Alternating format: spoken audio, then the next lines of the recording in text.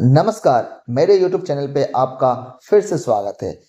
लीजिए हम फिर से आपके सामने 10 क्वेश्चन लेके आए हैं, जिसके जरिए हम सीखेंगे कि कैसे आंसर को सेलेक्ट किया जाए। कम समय में, कम एफर्ट में कैसे हम आंसर को सेलेक्ट करें, यही हमारा पर्पस है यहाँ पे सिखाने का।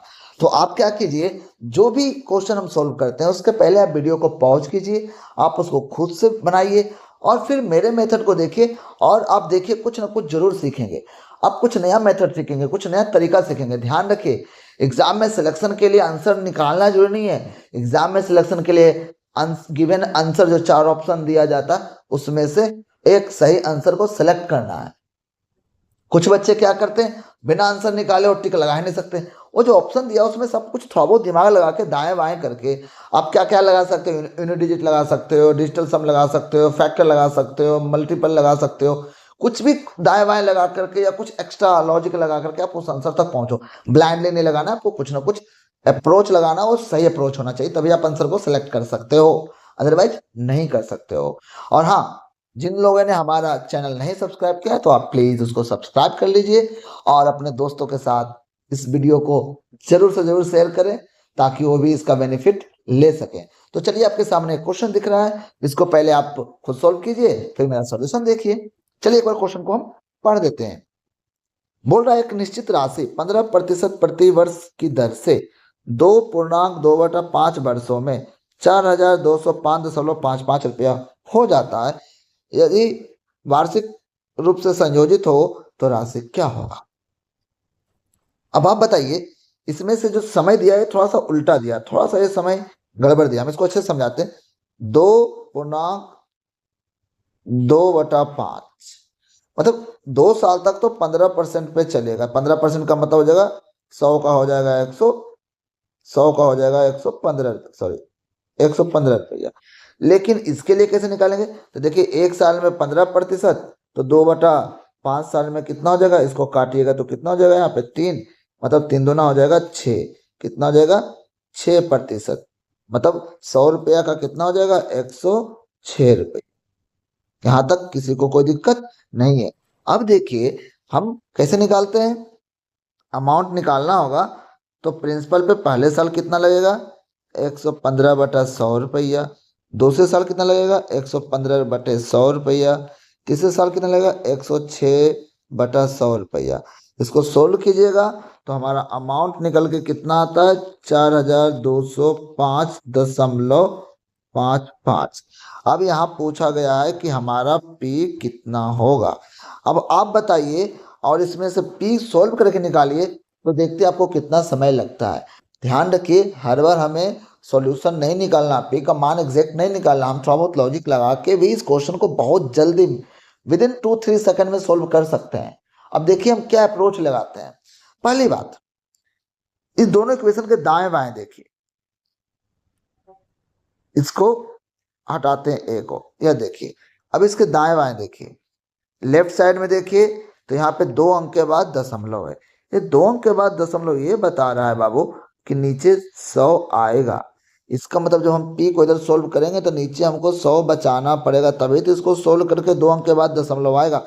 मतलब एक जो 100 है उसको छेड़छाड़ नहीं करना पड़ेगा, वही 100 वापस से 2 अंक के बाद दशमलव ला के देगा।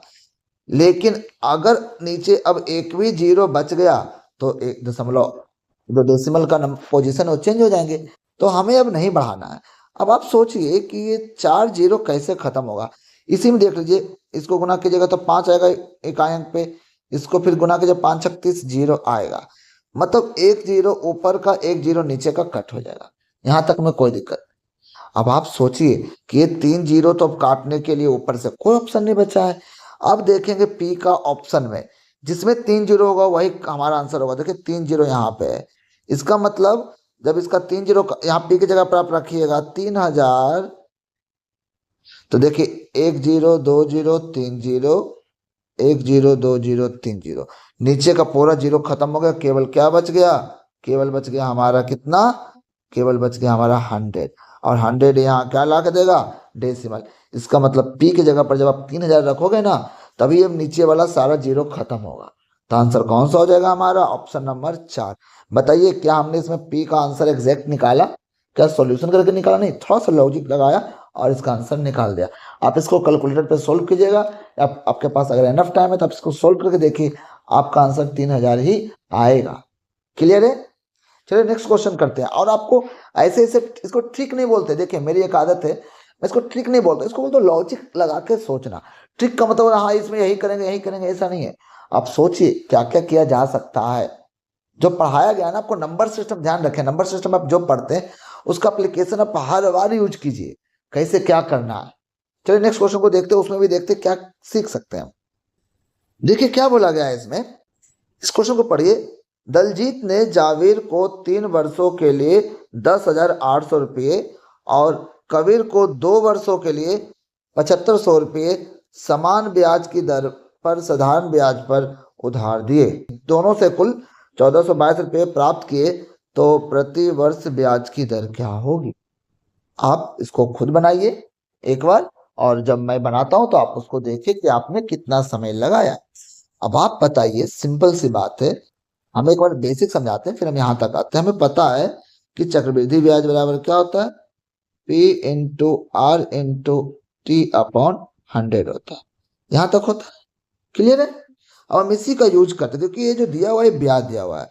अब चलिए अब ये बताइए, इस पे कितने साल के लिए लिया? 3 साल के लिए। 10,800 3 वर्ष के लिए कितने प्रतिशत हमें नहीं पता, यहां से ब्याज निकल गया इसका। दूसरा 7500 कितने वर्ष के लिए? 2 वर्ष के लिए। कितना परसेंट इंटरेस्ट था? 8%। ऐसे करने पे उसको 1422 रुपया मिलता है। यहां तक कोई दिक्कत नहीं है। अब आप देखिए, इस परसेंटेज से ये दोनों जीरो, इस परसेंटेज से ये दोनों जीरो, खत्म हो जाएगा। अब आर यहाँ पे क्या हो जाएंगे? आर यहाँ पे कॉमन बचेगा। यहाँ पे कितना हो जाएगा? इसके यूनिट डिजिट को गुना कीजिए तो कितना हो जाएगा? 8 तिया 24, 4 प्लस इसके यूनिट डिजिट को गुना कीजिए, कितना हो जाएगा? 0। और इधर के यूनिट डिजिट को देखिए कितना है? 2। क्लियर? मतलब r गुने 4 बराबर 2। तो आप बताइए इस ऑप्शन से r के जगह पर क्या रखें कि दोनों को गुना करके हमें इकाई जगह पे 2 मिले। आप 3 रख के देखिए, यहाँ रखिए 3, 3 गुने 4, 4 तिया कितना होता है? 12। इकाई स्थान पे कितना आया? 2। तो हमारा आंसर कौन सा हो जाएगा? Option number 3। आप इसमें से कोई भी रख के चेक कीजिए, ये हमें 2 नहीं देगा। क्लियर है? ऐसे भी ध्यान से देखिए, इकाई 5 है, 4 0 कर देगा। ये 4 है, यहाँ रखोगे 4 चौक 16 कर देगा। एक इकाई 5 है, यहाँ 4 है, ये भी 0 कर देगा। केवल ऑप्शन नंबर 3 जो था, 3 और 4 गुना करके 12 आता है, इकाई पे 2 आएगा। देखिए हम इसको कैसे सोल्व किए, हम इसको जल्दी सोल्व कर सकते हैं। आपको समझाने में थोड़ा समय लगाते हैं कि कैसे कैसे आपको स्टेप लेना है ना? मजा आया ना आपको समझ में? तो ऐसे ही आपको सोचना है। अरे भाई जब कैलकुलेशन कीजिएगा तो आंसर 3% आएगा, डेफिनेटली आएगा। आप इस इक्वेशन को सोल्व कीजिए, आपको आंसर आ जाएंगे। लेकिन हमें इस इक्वेशन को सोल्व करने में लग रहा है कितना बड़ा है, इसको कैसे कॉमन लेंगे, क्या करेंगे। हमें लगा रहा क्यों ना यूनिट डिजिट से काम चला ले, अगर आ गया तो ठीक है, नहीं तो फिर सोल्व कर लेते। लेकिन यहाँ देखिए सब अलग अलग है, जब अलग अलग है तो हम सोल्व कर लिए इसको। क्लियर है? चलिए नेक्स्ट क्वेश्चन को देखते हैं। इस क्वेश्चन को पढ़िए। बोल रहा है ए और बी दोनों मिलकर किसी काम को 20 दिनों में पूरा करते, दोनों मिलकर 20 दिन। बी अकेले इस काम को 36 दिनों में पूरा करता है, तो ए अकेले इस काम को कितने दिनों में पूरा करेगा? हमें पता है कि आप लोग क्या करते होंगे, पहले 20 और 36 का एलसीएम लेते होंगे। तो कभी कभी 20 और 36 का एलसीएम लेने में हालत खराब होगी लोगों को, बोले सर हो जाएगा। अरे हो जाएगा, मैंने बोलता नहीं होगा, लेकिन कुछ कुछ बच्चे को इसको निकालने में 1 मिनट लग जाएंगे, तो उसके लिए फिर तो क्वेश्चन वहीं खत्म हो गया। अब थोड़ा सोच के देखिए, बी, यहां बी के बारे में देख रहे हैं, बी 36 दिन में एक काम करता है, तो एक दिन में कितना काम करेगा? 1/36 काम करेगा। डबल मैंने वर्क लिया। क्लियर है? जब दोनों साथ मिले तो उसमें से बी भी 20 दिन काम किया, ए भी 20 दिन काम किया। तो बताइए इस कंडीशन में 20 दिन में कितना काम करेगा? तो इसमें क्या हो जाएगा? 20 से गुना हो जाएगा। अगर 20 दिन की बात करने बोलेगा, 20 दिन में कितना, मतलब दोनों मिलकर काम किया ना 20 दिन, तो बी का कितना हिस्सा रहा होगा? अब यहां से देखिए, इसको कट कीजिए, कितना हो जाएगा 4 से, 4 पचे 20 और 9 चौक 36। टोटल बी ने इस 20 दिन में 5/9 काम कर लिया होगा। तो बताइए ए के लिए कितना बच गया होगा? तो बचा हुआ काम यहां से निकालोगे तो कितना हो जाएगा? 4/5 काम किसके लिए बच गया? ए के लिए बच गया। क्लियर है? लेकिन ध्यान रखिए, ए भी तो कितना दिन काम किया होगा? 20 दिन ही तो काम किया होगा ना, और इतना काम किया होगा। अब इतना काम 20 दिन में, तो एक काम कितने दिन में, इसको निकाल लीजिए। क्लियर? यहां से क्या हो जाएगा? 5 कटेगा और गुना होकर कितना हो जाएगा यहाँ पे? 5 पचे, सॉरी यहाँ पे 9 था, 9। यहाँ पे काटो कितना हो जाएगा? यहाँ हो जाएगा 5 और 9 पचे कितना हो जाएगा? 45 दिन। क्लियर? तो आप ऐसे इतना आपको समझाने के लिए लिखे, अदरवाइज हमें इतना जरूरत नहीं पड़ता। हमें पता है क्या करना, फटाफट आंसर हम निकाल देते। मतलब कभी कभी ना आप बिना लघुत्तम के भी काम कर सकते हैं। जिनको जिनको नहीं समझ में आया, प्लीज आप एक बार वीडियो को पीछे करके देख सकते हैं, आपको बहुत अच्छे से समझ में आएगा। हम यहाँ ये बताना चाहेंगे कि जब कभी भी आपको एलसीएम लेने में दिक्कत हो, उस समय आप इस मेथड को यूज करके देखिए। क्लियर है? ये क्वेश्चन बहुत ही जबरदस्त है, आप इसको करके देखिए कैसे करते हैं, और देखिए हम इसको कैसे करते हैं।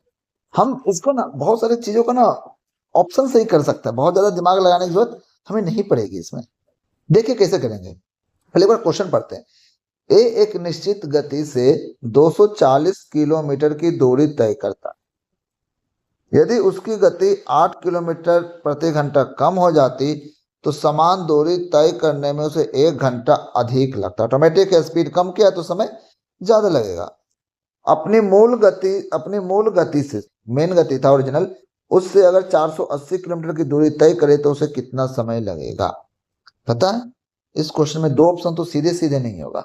अब सोचिए, बोल रहा अगर मान लीजिए इसमें t समय लगा होता और उसने गति में कोई परिवर्तन नहीं किया, सेम गति से चला होगा, तो 480 को लगा में कितना समय लगेगा? 2t टाइम लगेगा। अगर 240 को करने में इतना t टाइम लगेगा, तो सेम गति, उसकी गति में कोई परिवर्तन नहीं किया, ओरिजिनल गति से आएगा, तो जब दूरी डबल होगा तो टाइम भी क्या हो जाएगा? डबल हो जाएगा। इसका मतलब जो आंसर होगा वह 2 के मल्टीपल वाला होगा।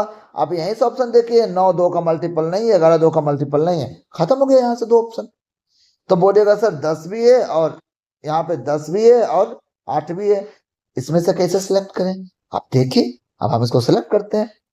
मान लीजिए हम किसी को भी लेते हैं, जिससे हमको आंसर मिल जाएगा वही हमारा टिक हो जाएगा। मान लीजिए 10 लिए, 2t बराबर हमारा 10 आता, तो यहां से हमारा टी कितना आता? 5 आता।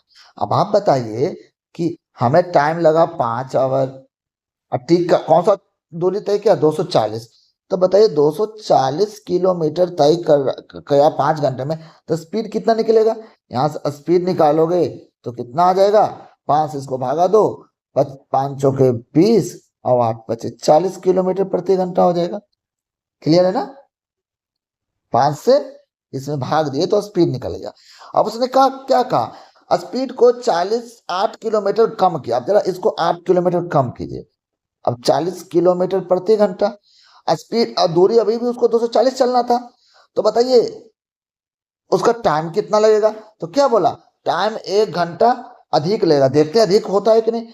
अब इस 40 से इसमें भागा दीजिए तो टाइम कितना आएगा? 240 से इसमें जब भागा दीजिएगा, सॉरी 40 से भागा दीजिएगा, 0 0 कट के कितना आएगा? 6। और देखिए यहाँ 6 घंटा है।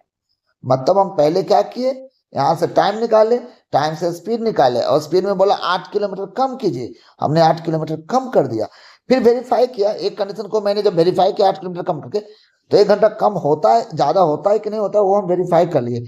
जैसे दूरी सेम सेम था, तो जैसे ही हम भागा दिए 240 में, 6 घंटा निकला। देखिए यहाँ से समय 1 घंटा बढ़ गया, और यहाँ से स्पीड 8 किलोमीटर प्रति घंटा क्या हो गया? कम हो गया। तो हमारा आंसर कौन सा हो जाएगा? Option number 3। क्लियर? चलिए, ये भी क्वेश्चन बहुत ही धांसू क्वेश्चन है, आप इसका आंसर निकाल के बताइए। अब पता है इसको बनाने में कितना सेकंड लगेगा? मात्र 1 सेकंड लगेगा। बोलोगे 1 सेकंड कैसे लगेगा? तो आप ये बताइए, इसका मतलब क्या होता है? इसका मतलब होता है x प्लस y का मान निकालने पूछ रहा है।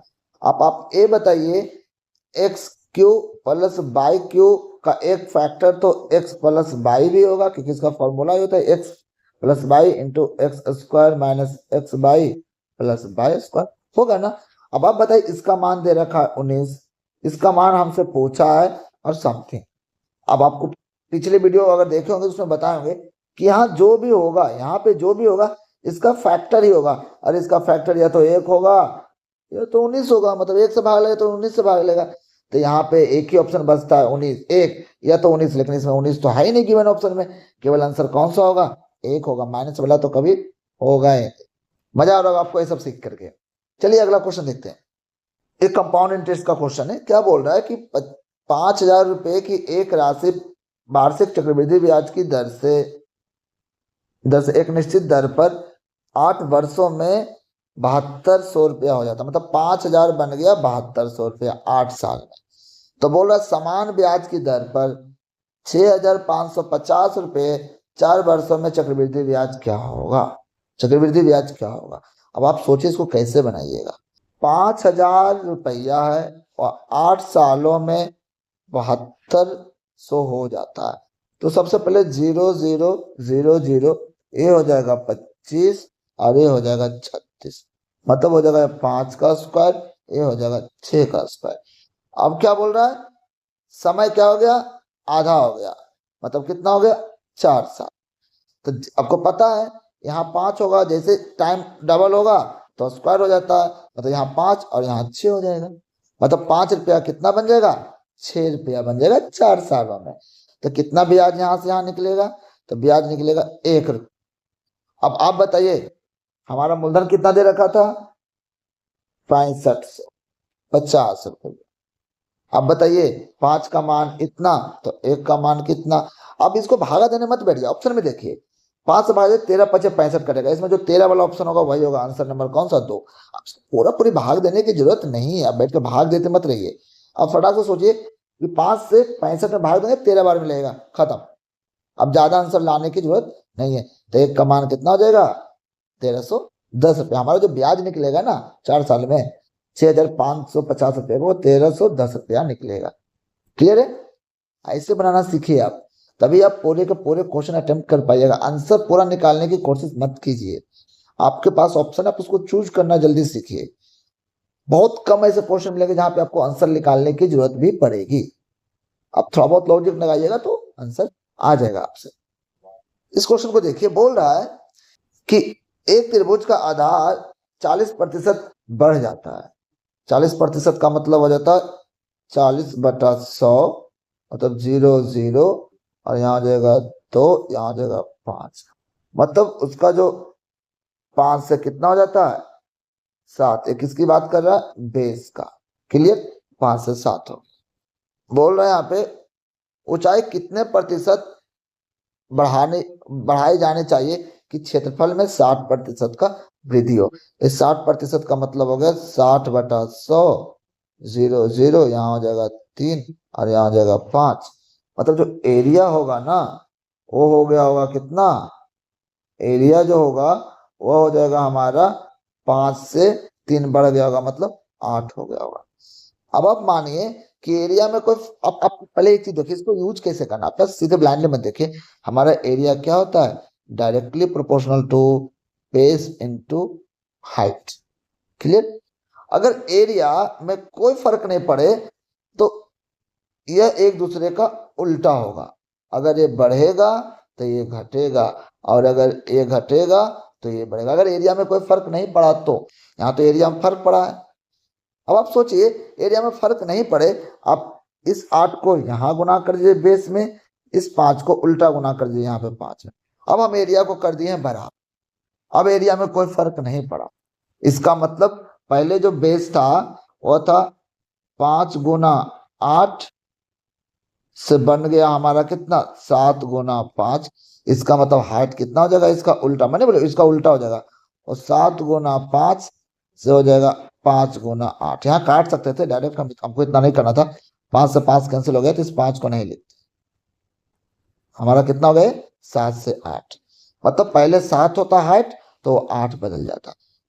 क्लियर है, तो इसका मतलब 1 की वृद्धि हुई है, 1 की वृद्धि किस पे हुई है? 7 पे। 1/7 गुना 100। अब इसके बाद सोल्व मत कीजिए, आपको टेबल आना चाहिए। तो आपको देखिए ऑप्शन से देखिए, 20 से 15 सत्ते नहीं होता, 18 सत्ते, हमारे पास एक ही ऑप्शन होता, 4 सत्ते 98 होता, 14 गुने 7 करता है तो 98 आता है। तुम्हारा ऑप्शन कौन सा हो जाएगा? 1 नंबर। क्लियर है? अगर एरिया को बराबर करना था दोबारा, तो यहाँ जो वैल्यू आया था इसको क्रॉस में मल्टीप्लाई कर देंगे ना, तो हमारा एरिया में कोई फर्क नहीं पड़ेगा। एरिया जो लिखा 60% वृद्धि, वो वृद्धि नहीं होगी। क्लियर है? अब हम पहले बताए कि जब एरिया फिक्स होगा तो एक क्वांटिटी बढ़ेगा तो दूसरा घटेगा, या फिर बोलो उल्टा हो जाएगा। तो हमारा आंसर कितना आ गया? 14.29%। जरा आप इस क्वेश्चन को ट्राई कीजिए, बहुत ही जबरदस्त क्वेश्चन है। इसमें क्या बोला गया, पहले उस क्वेश्चन को देख लेते हैं। बोला ये गया है कि दो संख्या x और y है जिसका एलसीएम उसके एचसीएफ का 204 गुना है। यदि उसका एचसीएफ 12 है और संख्याओं के बीच का अंतर 60 हो तो x प्लस y ज्ञात करें। मतलब दोनों संख्या का योगफल पूछा है। अब आप बताइए कि इसको कैसे बना देंगे। आपके पास ऑप्शन है और ध्यान से देखिए, सबका ऑप्शन जो दिया हुआ है उसमें यूनिट डिजिट अलग अलग है। तो आप क्या कीजिएगा, सबसे पहली बात, जिसको एचसीएफ का मतलब पता होगा वो समझ जाएगा कि पहला संख्या जो होगा वो 12m होगा और दूसरा संख्या होगा वो होगा 12n। m और n, इसको हम नाम दिए x और ये हो गया y। इतना लिख लें बस समझाने के लिए, अदरवाइज इतना लिखने की जरूरत एग्जाम में नहीं है। आपको समझाना है तो इसलिए लिखना पड़ रहा है। और आप बताइए इसने क्या बोला कि जो एलसीएम है, एलसीएम कितना है? अगर आप एलसीएम निकालो कितना हो जाएगा? 12 गुने m गुने n। और ऑप्शन में, क्वेश्चन में क्या बोल रहा है कि जो एलसीएम हो वो एचसीएफ का, एचसीएफ मतलब 12 का 204 गुना है। ध्यान रखिए यहाँ जो m और n लेते हैं ना, m n के बीच केवल और केवल एक कॉमन होगा। केवल और केवल कितना कॉमन होगा? एक कॉमन होगा। इसके अलावा इसने क्वेश्चन में और दे, चलो पहले इसको काट लेते हैं। 12 से 12 काट लिए, एम एन बराबर 204 आए। यहां तक तो हो गया। दूसरा ये बोल रखा दोनों संख्याओं के बीच का अंतर 5 हो, मतलब 12m माइनस 12n बराबर 60। 12 12 12 काटोगे तो 5 हो जाएगा, मतलब m माइनस n बराबर 5 आना चाहिए। ये लिखा, मतलब दोनों संख्या जो m और n बोले उन दोनों के बीच का 5 का गैप होना चाहिए। और m और n इसके फैक्टर करने पे ही मिलेंगे। देखिए 4 से लग रहा है, 4 से लगाते 4 तो 5 चौके 20 और 5 एकम 5। दोनों संख्या के बीच का एचसीएफ 1 है, दोनों के बीच केवल एक कॉमन है। लेकिन ध्यान से देखें दोनों के बीच का अंतर 5 नहीं है, तो हम एक स्टेप और सोचेंगे। इसको फिर 3 से देखो, 3 से करोगे तो भागा दोगे, 3 एकम 3 और 7 21। अब इन दोनों को गुना करो, कितना हो जाएगा? 4 तिया हो जाएगा 12 और ये कितना हो जाएगा? ये हो जाएगा 17। अब इन दोनों को देखो तो अंतर कितना का है? 5 का। इन दोनों के बीच का अंतर अगर 5 है, इसका मतलब m होगा हमारा 12 और n होगा हमारा 17। ये तो हमारा काम हो गया। अब हमें क्या बोला है? दोनों को जोड़ो, तो x प्लस वाई करेंगे तो 12 इंटू एम, एम हो गया 12 प्लस 12 इंटू एन, एन हो गया हमारा 17। दोनों गुना करके जोड़ो, यूनिट यूनिट से काम हो जाएगा। जब दोनों में कॉमन लोगे 12 तो उसका 2 यूनिट आ जाएगा, यहाँ पे बचेगा 2 यूनिट, यहाँ पे बचेगा 7। अब दोनों को क्या करोगे? जोड़ोगे तो हो जाएगा 9। तो 2 गुना 9 गुना करोगे तो 9 दूना 18। इसमें 8 यूनिट होगा ना, यूनिट डिजिट 8 होगा, वही आंसर होगा। और ऑप्शन नंबर 4 इसका क्या हो जाएगा? आंसर हो जाएगा। तो अब ऐसे इतना स्टेप आपको लिखने के लिए समझाते हैं, लिख लिख के समझाते हैं ना, तभी जरूरत पड़ता है। अदरवाइज खुद करना होगा तो इतना जरूरत नहीं पड़ेगा। हम इतना काट के बताते हैं। अदरवाइज अब चाहे तो सीधे एम एन लिख सकते हैं, एम एन करके हम सीधे यहाँ से सीधे 12 और 17 फैक्टर निकाल सकते हैं। 12 17 निकाल के देख लेंगे 5 का अंतर है तो एक एम हो जाएगा, एन हो जाएगा। और दोनों को जोड़ने के लिए बोला, ये स्टेप सीधे कर देंगे। तो आप ऐसे सीखिए, आपके पास ऑप्शन, आप ऑप्शन से जल्दी उसको सिलेक्ट करना सीखिए। अदरवाइज आंसर लाना चाहे, लेकिन समय एग्जाम में इतना समय नहीं होता कि आप आंसर लेके आइए। आशा करते हैं आपको ये समझ में आया होगा। बहुत बहुत जबरदस्त क्वेश्चन था। चलिए नेक्स्ट क्वेश्चन को देखते हैं। अब इस क्वेश्चन को जो सोल्व करेगा, मान लेंगे कि भाई वो बहुत ही अच्छा स्टूडेंट है, उसकी थिंकिंग पावर बहुत अच्छी है। अब आप सोचिए इसको कैसे सोल्व कीजिएगा। सबसे बड़ी बात है कि किसी ना किसी फॉर्मूला पे बैठ रहा है, और मैं बता दूं मुझे फॉर्मूला याद हो ना हो तो भी हम इसको सोल्व कर लेंगे। ध्यान रखिए स्टूडेंट वो अच्छा होता है जिसके पास अगर कुछ कमी भी हो ना तो भी आप किसी और रास्ते से उसको सोल्व कर लेते हो। हम वही दूसरा रास्ता यूज करने वाले।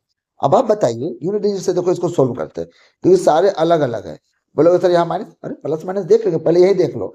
अब देखो इसका आंसर कितना आएगा, स्क्वायर स्क्वायर सब पॉजिटिव में आएगा, ये दोनों ऑप्शन तो पहले ही कट गया। हाँ देखो स्क्वायर है स्क्वायर है स्क्वायर है स्क्वायर, आंसर तो हमेशा पॉजिटिव में आएगा, नेगेटिव में तो आएगा ही नहीं। नेगेटिव वाला पहले खत्म हो गया। अब हमारे पास दो ऑप्शन बचे, हम यूनिट डिजिट से कर सकते हैं क्योंकि दोनों की वैल्यू अलग अलग है। चलिए भाई अब यूनिट डिजिट से करते हैं। आप बताइए, इसको जोड़िएगा तो 9 1 10, यहाँ हो जाएगा 0, स्क्वायर की जगह तो कितना गया यहाँ यूनिट डिजिट 0, प्लस 9 में से नहीं, 1 में से 9 घटाए कितना बचेगा 2, 2 का स्क्वायर की जगह कितना यूनिट डिजिट आएगा 4।